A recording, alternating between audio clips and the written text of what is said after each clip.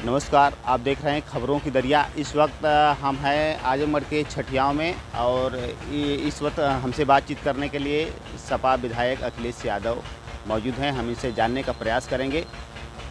विधायक जी, खबरों की दरिया में आपका स्वागत है। बहुत बहुत धन्यवाद। विधायक जी, चुनावी पारा तो चढ़ गया है, क्या लग रहा है चुनावी समीकरण किधर जा रहा है?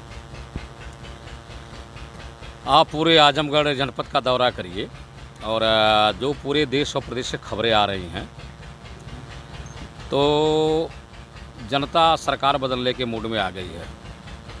इसलिए कि मोदी जी के 10 साल के कार्यकाल में जनता को ठगने का काम किया गया है। अब लोगों ने हकीकत को समझ लिया है। यह लोग झूठ बोलने के बल पर 10 साल से सरकार चला रहे हैं। जनहित के मुद्दों पर इन लोगों ने कोई काम नहीं किया, विकास का कोई काम नहीं हुआ। जितनी भी सरकारी सेक्टर की नौकरियां थी सब ठेकेदारों के हाथ बेच दी गई। कल पर्चा दाखिला के बाद दिनेश लाल निरहुआ का एक बयान आता है कि अब हम अलग से एक ऐसा प्रोजेक्ट ला रहे हैं कि युवाओं को रोजगार मिलेगा।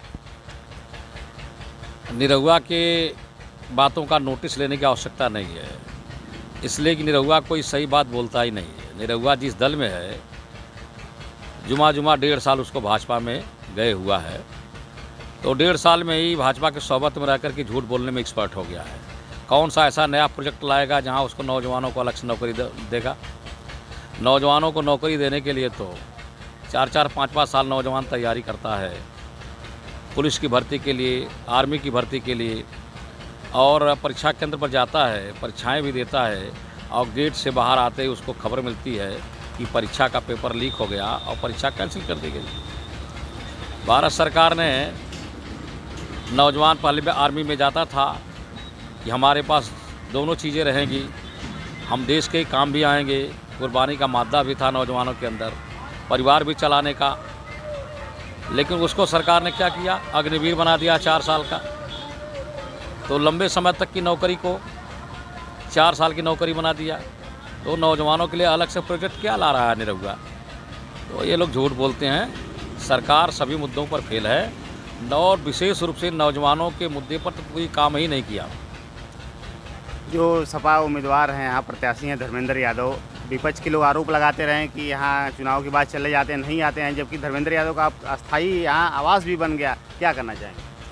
अब आप ही जब कह रहे हो कि अस्थाई आवास बन गया तो उसके बारे में कहना क्या है? इनके पास दूसरा कहने के लिए क्या है? धर्मेंद्र यादव जी समाजवादी पार्टी के वरिष्ठ नेताओं में हैं और पूरे उत्तर प्रदेश के चुनाव में हर जगह से उनकी डिमांड होती है।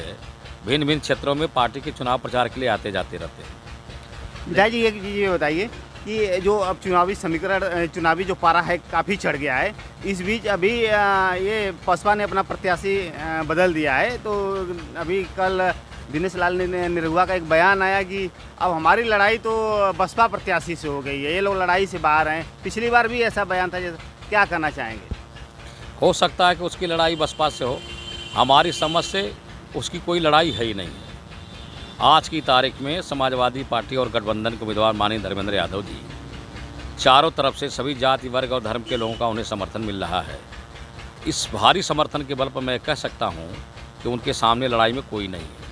तो क्या मानते हैं कि उनका जो बयान आ रहा है कि हमारी बसपा से लड़ाई है, क्या चुनावी दाव पेच है? चुनाव अपने फेवर में करने का चुनावी दाव पेच है?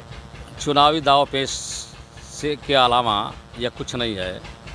सीधे सीधे लड़ाई भारतीय जनता पार्टी और समाजवादी पार्टी के बीच में है। लेकिन जिस तरीके से आजमगढ़ में जन समर्थन हो रहा है, उस जन समर्थन के बल पर मैं कह सकता हूं कि धर्मेंद्र यादव की किसी से कोई लड़ाई नहीं है। सिर्फ मतदान की तारीख की इंतज़ार कर रहे हैं लोग।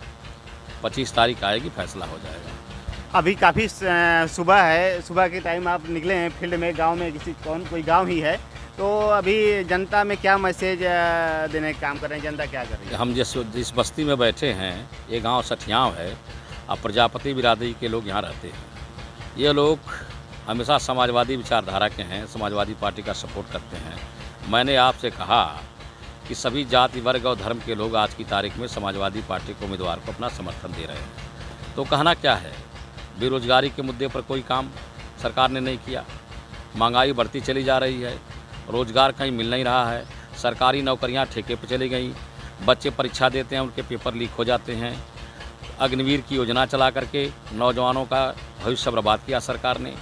तमाम ऐसे मुद्दे हैं जहां सरकार फेल है और सभी मुद्दों पर जनता गंभीरता से विचार कर रही है और इस बार भारतीय जनता पार्टी की सरकार को बदलने के मूड में आ गई है।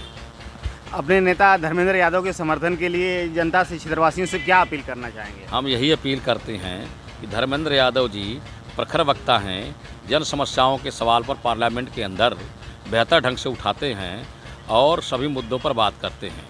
धर्मेंद्र यादव जी संसद में जन समस्याओं को लेकर के हमारी लड़ाई लड़ेंगे, ऐसी हमें उम्मीद है। और अगर सरकार बनेगी तो विकास के काम भी प्रमुखता से करेंगे। तो धर्मेंद्र यादव जी को सबको सपोर्ट करना चाहिए। ऐसी खबर देखने के लिए आप देखते रहिए खबरों की दरिया।